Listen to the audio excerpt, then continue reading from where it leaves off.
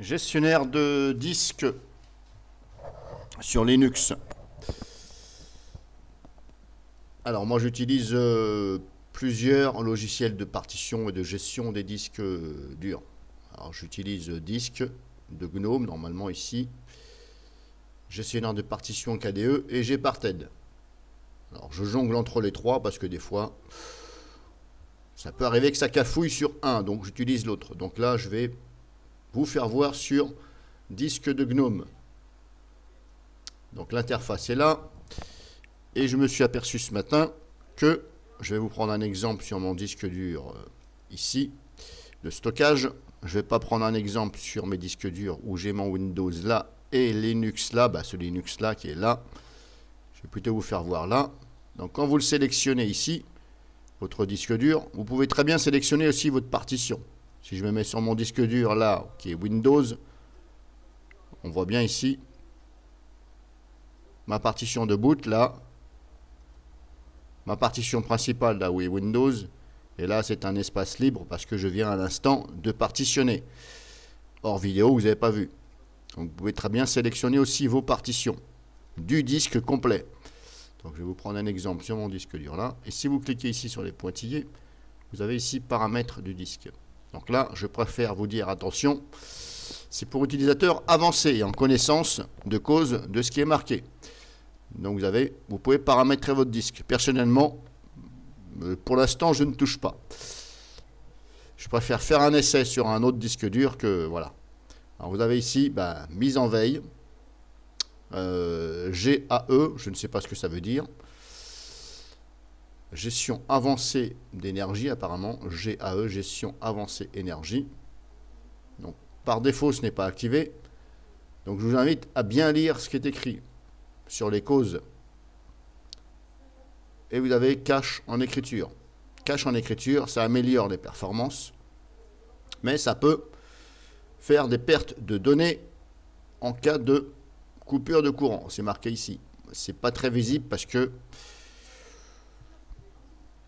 j'ai mis une apparence sombre, mais quand c'est trop sombre, eh bien on ne voit pas ici.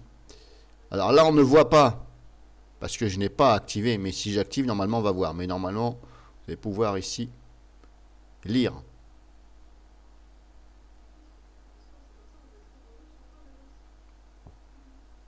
Donc pour l'instant, je vous dis, je ne le fais pas. Donc vous avez 3 onglets. Vous en avez même 4. Alors là, vous voyez, sur mon disque de stockage, j'ai 3 options en haut. Si je me mets sur mon disque dur Windows, je prends la partition de Windows, paramètres du disque, et là on voit que j'ai 4 propositions. Mise en veille, GAE, gestionnaire avancé de l'énergie, et vous avez GAA, qui signifie gestion acoustique automatique. Là, me demandez pas, recherchez sur internet ce que ça veut dire. Apparemment, c'est une question de... c'est marqué ici. Recommandé par le fabricant 128. Et là, niveau de GAA, donc gestion acoustique automatique, il est sur 128. Je vous le dis en même temps parce que je ne sais pas si vous allez bien voir. Alors là, il y a marqué ici, silencieux, lent et bruyant rapide. Maintenant, et vous avez cache en écriture. Mais comme c'est bien marqué ici, en cas de coupure de courant. Mais voilà, en cas de coupure de courant, si vous êtes sur un ordinateur portable et que vous savez que votre batterie est bonne, très bonne, voire ça tient relativement bien, vous pouvez activer cette option. Si vous avez une batterie de portable qui ne tient plus la charge ou qui tient à peine 10 minutes, je vous conseille de ne pas activer l'option. Même si vous savez que vous avez 10 minutes, ça peut faire une perte de données. Après, il y a toujours moyen de récupérer les données, mais c'est jamais sûr. Normalement, s'il n'y a pas eu de réécriture dessus, on peut récupérer les données, mais voilà, il y a une parenthèse tout le temps. Donc je vous ai fait montrer, libre à vous d'activer ça ou pas. Moi, pour ma part, je ne vais sûrement pas y toucher. Donc, je vous refais voir une dernière fois.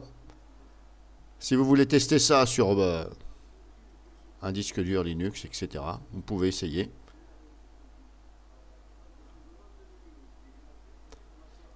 Là, on a mise en veille.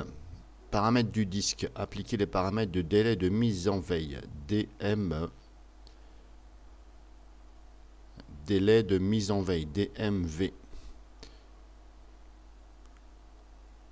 Alors, mettre en veille après 10 minutes. Ouais, mais ça, ouais, c'est bien gentil, mais mettre en veille, est-ce que ça veut dire que automatiquement ça va se mettre en veille, ou alors c'est parce que quand je ne l'utilise pas, ça va détecter et ça va mettre en veille? C'est pas pareil. Vous voyez ce que je veux dire? Parce que si ça met en veille au bout de... Admettons, vous mettez les 15 minutes. Il n'y a jamais 5 minutes, 10 minutes. On va prendre 15 minutes. Je ne vais peut-être pas prendre 3 heures. Voilà. Bon, admettons, je prends 15 ou 3. Admettons, je suis en train de faire quelque chose et 15 minutes sont passées, le machin, il se met en veille et j'étais en train de faire quelque chose. Je ne sais pas, il faut essayer. Donc, je vous ai fait montrer. Moi, pour ma part, je ne vais pas y toucher, j'ai pas besoin. Je vous ai juste fait montrer ces options ici.